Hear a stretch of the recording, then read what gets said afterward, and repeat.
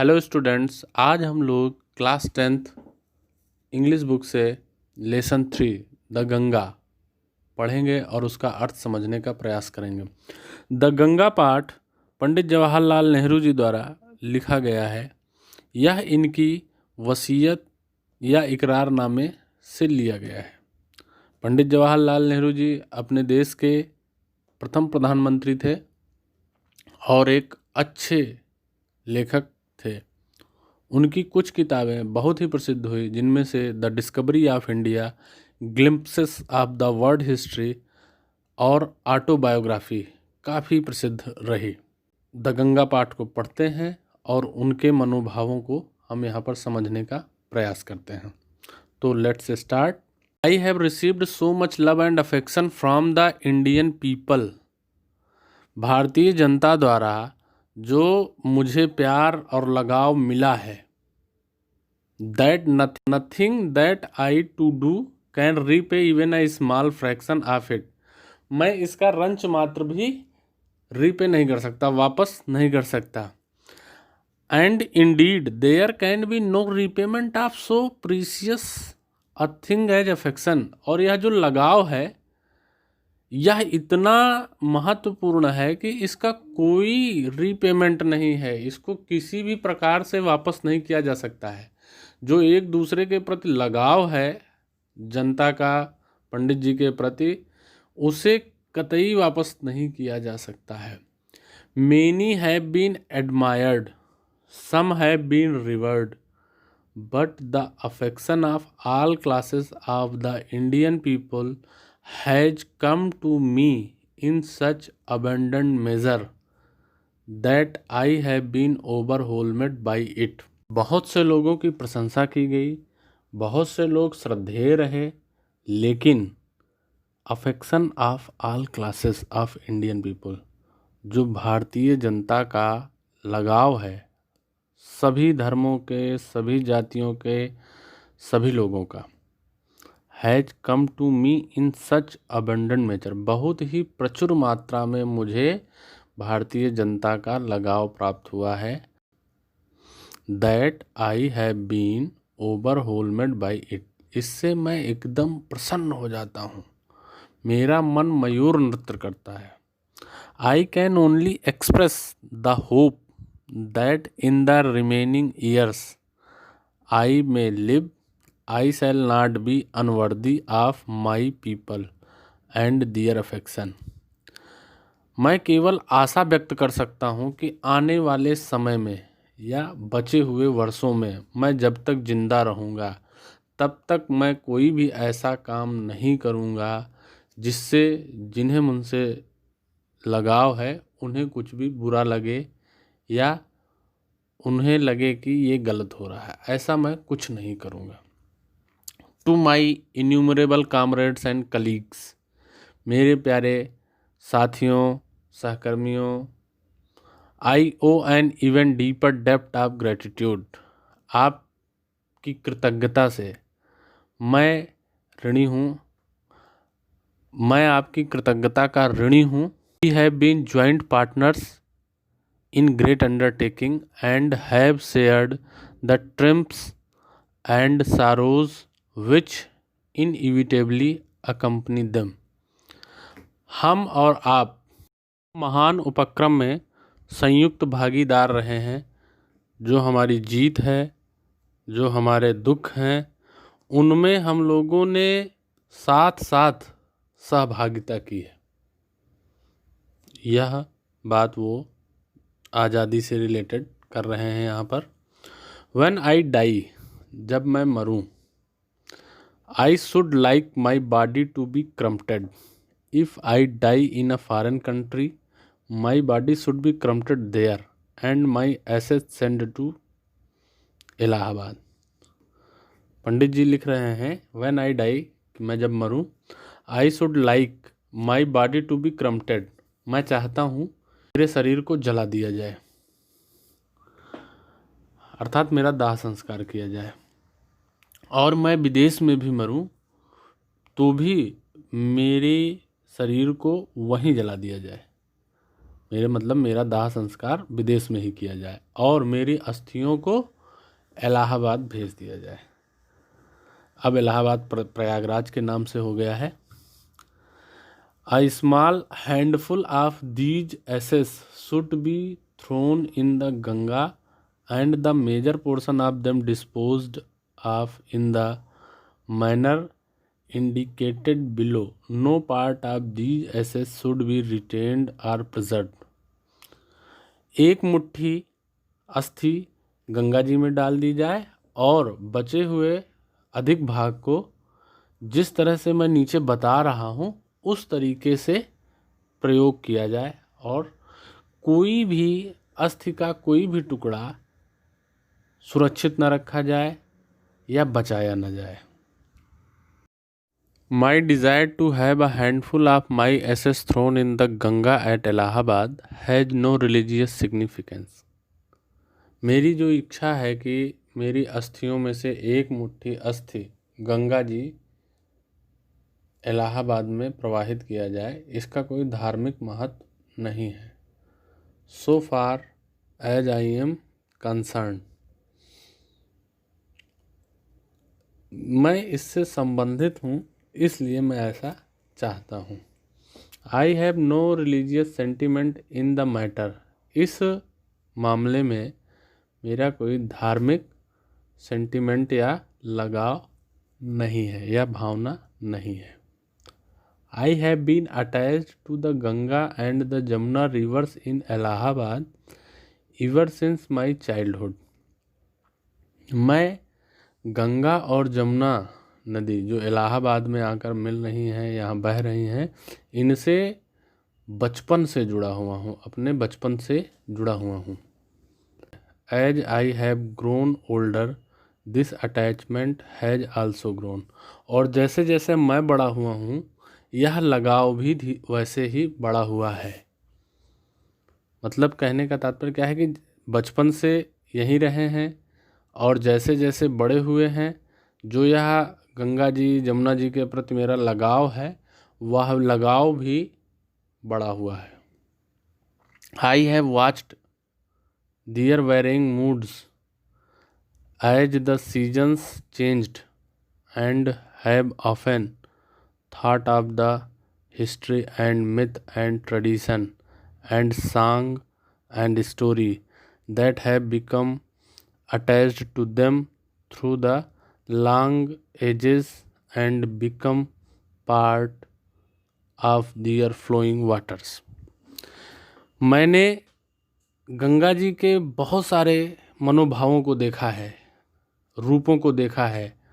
जैसे जैसे सीजन्स मौसम बदलते हैं तो उनके बदले स्वरूप को देखा है, इतिहासों में पढ़ा है, पुराणों में पढ़ा है, पौराणिक कथाओं में पढ़ा है और जो ट्रेडिशन है, लोक रीतियाँ हैं, कविताएं हैं, कहानियाँ हैं, इन सब से मैं इनसे और अटैच होता गया, जुड़ता गया।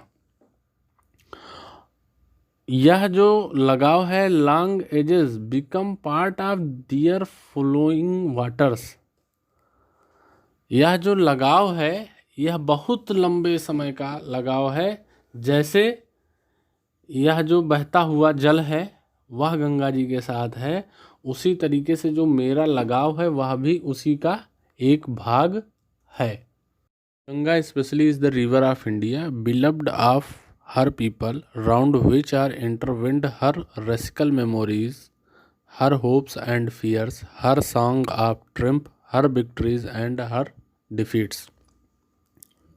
गंगा विशेष रूप से भारत की नदी हैं और भारत के लोगों के लिए प्यारी हैं, जो अपने साथ अपने चारों तरफ यादों का एक घेरा बनाए हुए हैं, जहाँ पर लोगों के आशाएं, उनके डर, जीत के गीत, उनकी विजय गाथाएं और उनकी हार, यह सभी कुछ गंगा अपने अंदर समेटे हुए है। She has been a symbol of India's age long culture and civilization. यह एक सिंबल है, प्रतीक है, मतलब गंगा जी एक प्रतीक हैं भारत के बहुत ही विशाल, बहुत पुराने संस्कृति और सभ्यता के। She has been a symbol of India's age long culture and civilisation, ever changing, ever flowing, and at ever the same। Ganga, Ganga ji एक प्रतीक हैं भारत की बहुत पुरानी और बहुत लंबी संस्कृति और सभ्यता की, जो ever changing, हर समय चेंज होती रहती हैं, ever flowing, सतत प्रवाहवान हैं, हमेशा बह रही हैं, and yet ever the same Ganga, लेकिन आज भी वही गंगा है। She reminds me of the snow-covered peaks। वो हमें याद दिलाती हैं, रिमाइंड कराती हैं कि मैं, गंगा जी का उद्गम स्थान गोमुख है जो बर्फ ढका है और पीक्स ऊंचाई पर है, ऊंची चोटी पर बर्फ पूरी जमी हुई है, वहीं से गंगा जी निकलती हैं। And the deep valley of Himalayas, she reminds me snow-covered peaks and the deep valley of Himalayas, which I have loved so much, and of the rich and vast plains below, where my life and work have been cast। वो याद दिलाती हैं हिमालय की वह घाटी, बर्फ से ढकी हुई चोटियाँ जहाँ से गंगा जी निकली हुई हैं, which I have loved so much, जो मेरे लिए बहुत प्यारा है, and of the rich and vast plain below, और जब वहाँ से निकल कर धरती पर आती हैं तो एक बहुत ही बड़ा विशाल उपजाऊ मैदान वो नीचे की ओर जहाँ पर वह बह रही हैं उसके आसपास है।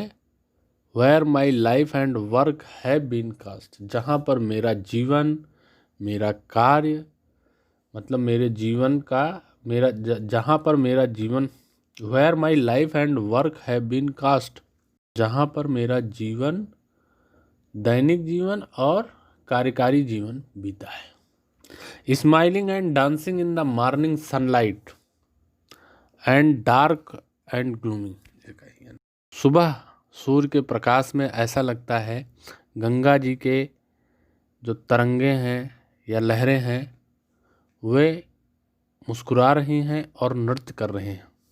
सुबह के पहर जब गंगा जी पर सूर्य की किरणें पड़ती हैं तो ऐसा लगता है गंगा जी मुस्कुरा रही हैं और नृत्य कर रही हैं। And dark and gloomy and full of mystery as the evening shadow fall, और जब शाम होती है तो ऐसा लगता है कि उदास हैं, रहस्य से भरी हैं, ऐसी गंगा जी दिखती है। A narrow slow and graceful stream in winter, ठंड के समय में गंगा जी की धारा बहुत ही शानदार दिखती है, एकदम पतली धारा और शांत धीमी धारा बहती हुई दिखती है। And a vast roaring thing during the monsoon broad bosom almost as the sea and with something of the sea's power to destroy, और मानसून के समय, बारिश के समय ऐसा लगता है विशाल पूरा घेरे हुए पाट, दहाड़ती हुई लहरें, ऐसा लगता है जैसे इनके अंदर समुद्र की क्षमता है और सब कुछ नष्ट करना इनके बस में है। जैसे समुद्र के पास शक्ति है सब कुछ नष्ट करने की, मानसून के समय ऐसी ही गंगा जी दिखती हैं कि इनके पास भी समुद्र जैसी सब कुछ नष्ट करने की क्षमता है। The Ganga has been to me a symbol and memory of the past of India, running into the present and flowing on to the great ocean of the future. Ganga ji एक सिंबल है, प्रतीक हैं, एक याद है, या हमको याद दिलाती हैं क्या? भारत का पास्ट, इतिहास, रनिंग इनटू प्रेजेंट, मतलब कि गंगा जी पास्ट में भी थी, प्रेजेंट में भी हैं, वर्तमान में भी हैं, बह रही हैं, और flowing on to the great ocean of the future. और हमारा भविष्य क्या होना चाहिए कि हम बहते बहते आगे जाकर महान समुद्र में मिल जाएं। And thou I have discarded much of past tradition and custom। यद्यपि मैंने बहुत सारे पुराने रीति रिवाजों को त्याग दिया है। And an anxious that India should rid herself of all shackles that bind and constrain her and divide her people and suppress vast number of them and prevent the free development of the body and the spirit। और मैं चिंतित भी रहता हूँ या सोचता हूँ कि भारत के लोगों को भी इस तरह के बंधनों को, रीति रिवाजों को छोड़ देना चाहिए जो हमें एक दूसरे से विभाजित करते हैं या हमें दबाते हैं और हमारे शरीर और आत्मा के मुक्त विकास को रोकते हैं। Thou I seek all this yet I do not wish to cut myself off from the past completely। फिर भी मैं यह नहीं चाहता हूँ कि मैं अपने भूतकाल से या इतिहास से पूरी तरीके से अलग हो जाऊँ। I am proud of that great inheritance that has been and is ours, and I am conscious that I too, like all of us, am a link in the unbroken chain which goes back to the dawn of history in the immemorial past of India। मुझे उस महान विरासत पर गर्व है जो है और है हमारा है, और मैं इसमें सजग भी हूँ कि मैं भी हम सब की तरह उस अखंड श्रृंखला का हिस्सा हूँ, एक कड़ी हूँ जो भारत के महान इतिहास को, अतीत को बताती है, दर्शाती है। That chain I would not break, for I treasure it। और मैं इस कड़ी को तोड़ना नहीं चाहता हूँ, यह मेरे लिए किसी खजाने की तरह है। And seek inspiration from it। और मुझे इससे प्रेरणा मिलती है।